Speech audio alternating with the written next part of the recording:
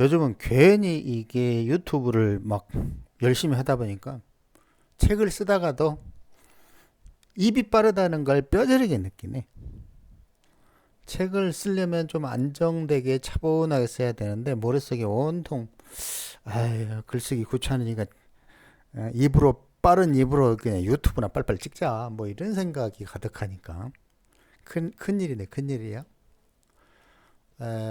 이 글자의 쓰임에 대해서 저번에 병화가 병진올에 잔뜩 화기만 많으면 뭐해 할 일이 없다. 사계도에서 병화는 금이 있어야 된다. 그렇죠? 그런데 유사한 이치를 이 사주를 통해서 한번 봐봅시다. 이 사주는 고서에 소개된 사주예요. 조상 부모 때에 잘 살았고 이 을대운 여기까지는 안정된 삶을 살다가 사병호 요대운에 사대운에는 부모가 모두 죽고 재산이 흩어지고 병호대운에는 완전히 망하고 죽었다. 자 그러면 이 구조에서 이 자 좀 크게 해봅시다.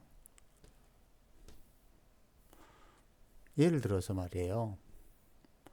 용신으로 이거를 판단한다고 생각을 해봐요. 자 그냥 봐도 수기가 아이고 하나 둘셋넷 다섯 너무 많잖아요. 그러면 간목 입장에서는 수기가 너무 많으니까 어때요? 자 귀신 이렇게 되잖아요. 그런데 내가 하고 싶은 얘기는 뭐냐면 조상 부모가 잘 살았고 이 부분에 대한 거예요. 예를 들어서 갑을 기준으로 한다면 이 조상 부모는 분명하게 귀신이기 때문에 흉신이기 때문에 나쁜 작용을 해야 되고 고로 집안이 형편없더라 이렇게 돼야 구조가 맞아요. 그런데 웃기게도 조상 부모가 잘 살았대.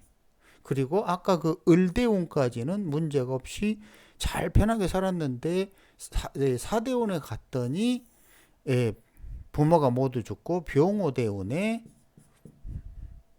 완전히 망하고 죽었더라. 그럼 여기에 대해서 뭔가 핑곗거리를 마련해야 돼. 어떤 핑곗거리냐면 아니 이게 왜 귀신이고 흉신인데 왜 조상 부모가 좋아요? 그게 무슨 어떤 데에서부터 문제가 시작되었다고 생각해요. 이 구조를 그러니까 사주를 분석하는 방법이 연월, 연월 이것만 보는 거예요. 먼저 이걸 분석한 다음에 일, 간, 이 그리고 3, 일주, 시주로 가는 거예요. 무슨 말이냐면 연과 오를 분석한 때에는 절대로 일간을 감안하지 마라. 즉 일간은 하나의 글자에 불과하다. 이거를 이해하면 격국이 아무런 쓸모가 없고 십신생극도 크게 작용을 하지 못한다는 걸 깨우쳐요. 그런데 일간을 기준으로 사주를 살피면 일간이 대단한 줄 알거든. 격 잡고 신강 신약하냐 통군했냐 뭐 조우가 뭐냐 이런 거 분석하느라고 하루 종일 걸리고 실제로 이 사람이 삶에서의 무령을 결정하는 글자들의 에너지 파동은 신경도 안 써. 환장하는 거지. 근데 자, 이 구조를 연월만 분석해봐요. 첫 번째 인월이야. 그럼 사계도대로 하면 돼. 자축인 여기 인월이죠, 그죠? 인월이면 뭐가 필요하다고? 갑이 여기 있고 임이 여기 있고 기토가 여기 있죠. 임갑기. 그러면 여기 갑이 있고, 자, 여기 임이 있네? 그죠? 그럼 기토가 있어야 돼. 그죠? 기토가 없네? 자, 그렇다 치고. 그런데 이 노래 분명하게 필요한 거는 임수가 있어야 되는 거예요. 물론 뭐 여기 공업을 따진다는 축 이렇게 있는 거죠. 자축인 그러니까. 뭐 그런다 이제 그거는 잡기술에 해당하고 원론을 얘기해 보자고요. 자, 이노리 입장에서는 임자가 나쁜 작용이다? 아니다. 왜냐? 사계도에 임갑기가 있기 때문이다. 임목은 임수가 필요하다. 뭐가 필요하다? 임수가, 개수가, 봄에 있는 개수가 아니라 임수가 필요하다. 그런 따라서 이 임수는 임목의 입장에서는 나쁘지 않다. 병이놀이 좋다? 아니다. 병이놀이 되려면 해수가 연지에 있어서 임갑병 삼자조합으로 흘러가야 된다. 고로 이놀이 이렇게 많은 수기가 있음에도 나쁘다고 할 수가 없는 이유는 사계도가 가르쳐주는 이치 때문이다. 그러면 우리는 생각할 수 있어요. 여기서 인중 병화가 먼저 수기를 타고 밖으로 나오려고 그러면 이 구조에서는 당연히 시간이 많이 걸리죠. 많이. 왜냐하면 수기가 많으니까 인중평화가 이렇게 나오려고 그러면 한참 걸리잖아요. 그죠? 그러면 자 이제 어디까지 우리가 깨우쳤냐면 이게 임이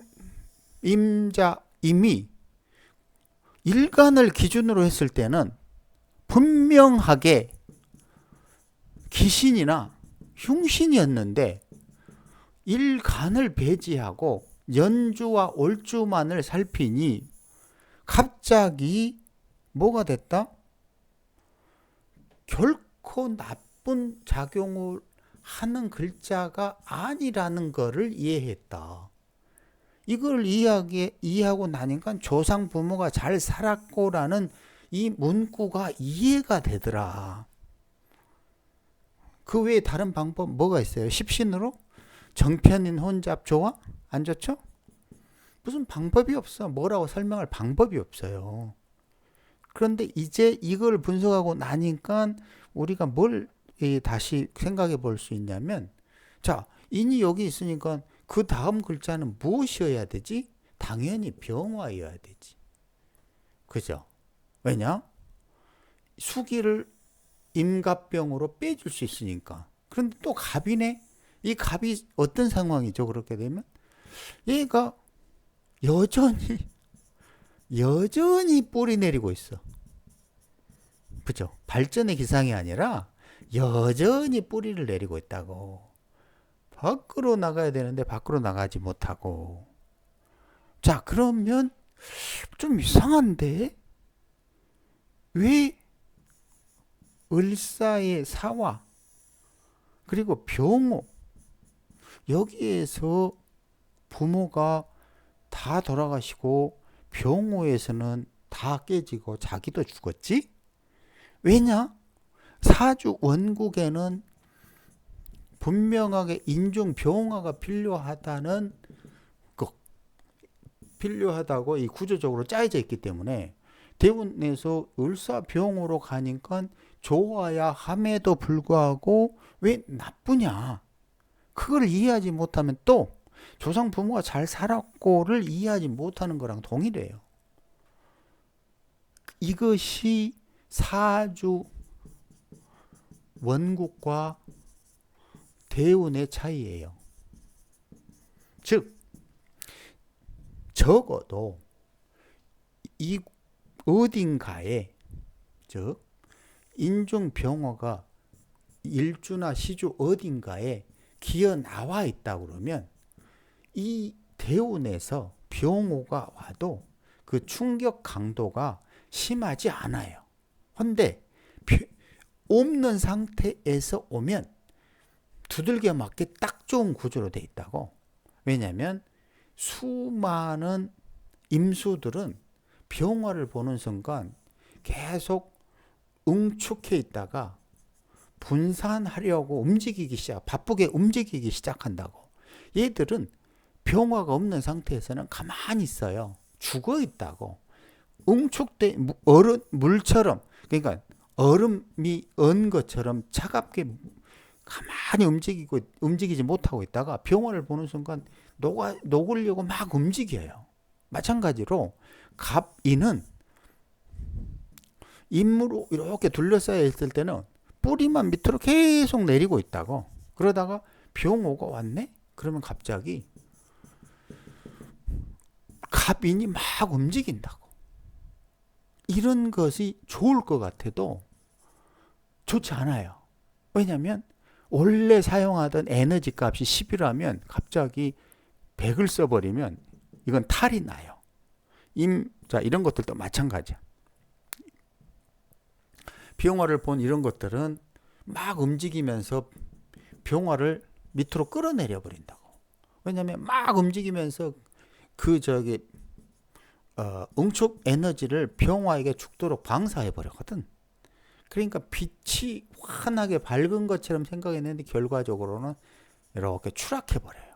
뭐 당연히 오화는 자고충 뭐 2번이나 하니까 이것도 박살나는 건 당연한 거고. 그런데 그 전에 한 가지 고민해야 될 거는 왜 사화대운의 부모가 다 죽었지? 이거를 자꾸 여기다 들이대고 인사형을 표현하고 뭐 이래봐야 소용이 없어요. 그 전에 뭐를 분석해야 되냐면, 자, 아버지 하나 둘 셋, 그죠? 이건 뭐 복음이 있으니까 이건 부친과 인연이 길지 못하죠. 그죠? 모친은 자 이거 뭐예요? 쌍복음이죠. 그죠? 물론 뭐 인사형 해가지고 화기를 촉발시켜서 이러면 그냥 핑계거리 만들고 싶다면 할 수 있지만 기본적으로는 이미 부모가 단명할 이런 구조로 태어난 거예요. 그러니까 만약에 태기를 한다고 그러면 이걸 갑자로 잡겠냐고. 적어도 뭐 병진 이러면 좋잖아. 그치? 병진으로 잡아주면 이거 다 잡아먹잖아. 그리고 임갑병으로 쫙 빼줄 수가 있잖아. 그런 다음에 여기에 뭐를 하겠어? 뭐 경신 뭐 이렇게 하면 끝내주지. 왜냐면 을뱅갱 일간이 뭐 할 일이 많잖아요. 이제 요거는 자꾸 대운을 들이대가지고 맞추려고 하지 말고, 왜냐면 자꾸 뭔가 핑계거리를 대운에서 핑계거리를 찾아야 엄마가 빨리 죽었다고 인사형했다고 막 왜 인사형에서 엄마가 죽어요? 그럼 설명도 못하면서.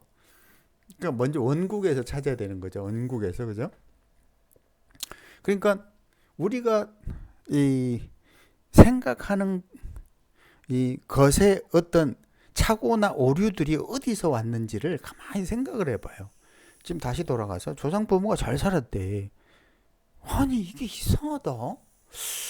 이게 다 귀신들인데 왜 조상 부모가 잘 살았지? 할 말 없잖아. 그거를 왜 그렇게 이제 그런 문제가 있냐면 일간을 대비해서 보기 때문이었다. 그거를 배제한 다음엔 연주와 월주만 봐라. 그것이 뭐다? 시공론이다.